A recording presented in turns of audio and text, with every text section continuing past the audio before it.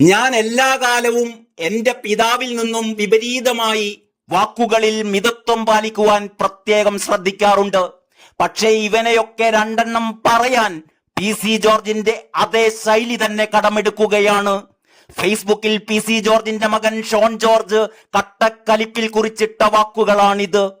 വീണയുടെയും PVയുടെയും മാസപ്പടി ഇടപാടുകളിൽ UDFുകാർ പോലും സ്വന്തം തടി കൂടി കേടാകുന്ന കാര്യമാണെന്ന് കണ്ട് കണ്ണടച്ചപ്പോൾ ആ ഭൂലോക തട്ടിപ്പിന്റെ അടിവേര് വരെ മാന്തിയെടുത്ത് സീരിയസ് ഫ്രോഡ് ഇൻവെസ്റ്റിഗേഷൻ ഓഫീസിനെ കൊണ്ട് അന്വേഷിപ്പിക്കാൻ നിയമയുദ്ധം നടത്തി അതിൽ വിജയിച്ച ഷോൺ ജോർജ്, കുഴൽനാടന് ശേഷം PVയുടെ കണ്ണിലെ കരടായി മാറിയ അതേ ഷോൺ ജോർജ്, കേരളത്തിൽ സുരേഷ് ഗോപി വിജയിച്ചതിന്റെയും ക്രിസ്ത്യൻ വോട്ടർമാർ സ്വന്തം വെട്ടിയിൽ നിന്ന് ചോർന്നു പോയതിന്റെയും കലിപ്പ് കയറിയ സഖാക്കൾ ഇന്ന് ഫേസ്ബുക്കിൽ യേശുദേവന്റെ മുഖം മോർഫ് ചെയ്ത് സുരേഷ് ഗോപിയുടെ മുഖമാക്കി മാറ്റിക്കൊണ്ടിട്ട അത്യന്തം മ്ലേച്ഛമായ ഒരു പോസ്റ്റിനെ കുറിച്ചാണ് ഷോൺ ജോർജ് പൊട്ടിത്തെറിച്ചത്.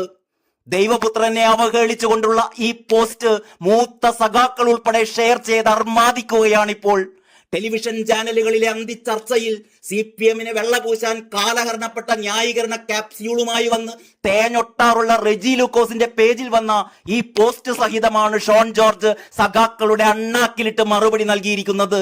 ബാലറ്റിലൂടെ രണ്ടാം വിമോചന സമരത്തിന്റെ ആരംഭമാണ് തൃശൂരിൽ നടന്നത് എന്നും ആ വിജയത്തിൽ EMSനെ വലിച്ച് താഴെയിട്ടവരുടെ പിൻതലമുറക്ക് വ്യക്തമായ പങ്കുണ്ടെന്നും ഷോൺ ഈ പോസ്റ്റിൽ പറയുന്നു.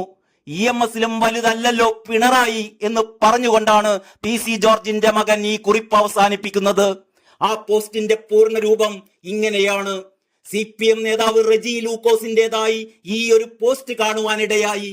ഒട്ടനവധി അന്തംഗമ്മി സുഡാപ്പി പ്രൊഫൈലുകൾ പ്രചരിപ്പിച്ച ഒരു ഫോട്ടോയാണിത്. അവരോടെല്ലാമായി എനിക്ക് പറയാനുള്ളത് ചുവടെ ചേർക്കുന്നു. ഞാൻ എല്ലാ കാലവും എന്റെ പിതാവിൽ നിന്നും വിപരീതമായി വാക്കുകളിൽ മിതത്വം പാലിക്കുവാൻ പ്രത്യേകം ശ്രദ്ധിക്കാറുണ്ട്. എന്നാൽ ഇതുപോലുള്ള തലവഴിത്തരങ്ങൾ കാണുമ്പോൾ ഇവനെയൊക്കെ രണ്ടെണ്ണം പറയാൻ PC ജോർജിന്റെ അതേ ശൈലി തന്നെ കടമെടുക്കുകയാണ്. തന്തയ്ക്ക് പിറന്നവനാണേൽ മറ്റേതെങ്കിലും ഒരു സമുദായത്തെ വെച്ച് ഇങ്ങനെ ഒരെണ്ണം പടച്ചു വിട്ടിട്ട് വീട്ടിൽ കിടന്നുറങ്ങാൻ സാധിക്കുമോ എന്ന് നോക്ക്. ഇവന്റെയൊക്കെ വലിയ നേതാവ് പിണറായി ഇന്ന് വിഭ്രാന്തി പൂണ്ട് ഇടത് സഹയാത്രികനായ കൂറിലോസ് പിതാവിനെ വിവരദോഷി എന്ന് വിളിച്ചിരിക്കുന്നു. പണ്ടൊരിക്കൽ നികൃഷ്ട ജീവി പ്രയോഗം നടത്തിയതും ഈ പിണറായി തന്നെ. ക്രിസ്ത്യാനി തന്റെ ഇടത്തോടെ ഒരു നിലപാടെടുത്തപ്പോൾ ഇവനൊക്കെ പൊള്ളി. എല്ലാ കാലവും ഇവന്റെയൊക്കെ വൺ സൈഡഡ് മതേതൃത്വം പറച്ചിലും പ്രീണന രാഷ്ട്രീയവും ബാക്കിയുള്ളത് വല്ലതും ഉണ്ടെങ്കിൽ വാങ്ങി പഞ്ചപുച്ഛമടക്കി നസ്രാണികൾ നിന്നിരുന്ന കാലമൊക്കെ കഴിഞ്ഞു സഖാവേ.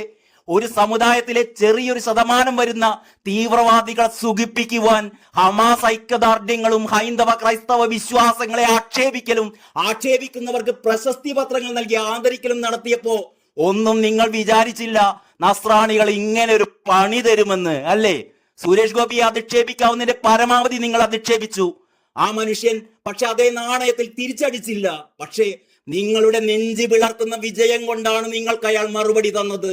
ബാലറ്റിലൂടെയുള്ള രണ്ടാം വിമോചന സമരത്തിന്റെ ആരംഭമാണ് തൃശൂരിൽ നടന്നത് എന്നോർത്താൽ നന്ന്.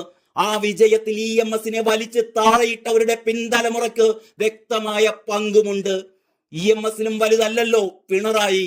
അഡ്വക്കേറ്റ് ഷോൺ ജോർജ്. ഇത്രയുമാണ് ആ ഫേസ്ബുക്ക് പോസ്റ്റ്. ഷോണിന്റെ സൈബർ ആക്രമണം എന്നും പറഞ്ഞായിരിക്കും ഇനി റെജി ലൂക്കോസുമാർ ചാനലുകൾ വന്നിരുന്ന് മോങ്ങാൻ പോകുന്നത്. അതിന്റെ മറുപടി ചിലപ്പോൾ ഷോണിന്റെ അപ്പനായിരിക്കും തരിക.